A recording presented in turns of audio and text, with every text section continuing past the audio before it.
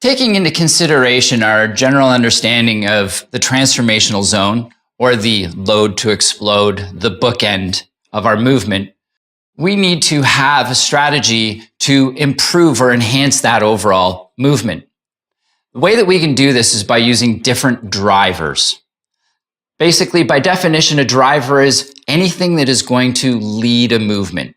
Could be my eyes lead my head to the left. Could be my hand leads my hip and shoulder to the right.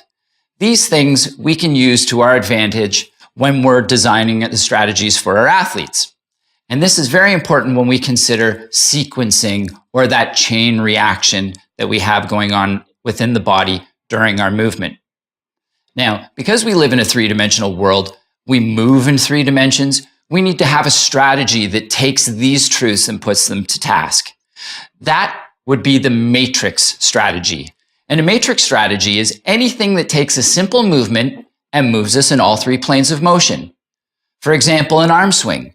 I can move in one plane of motion, the sagittal plane. I can move in the frontal plane, and I can also move in the transverse or rotational plane.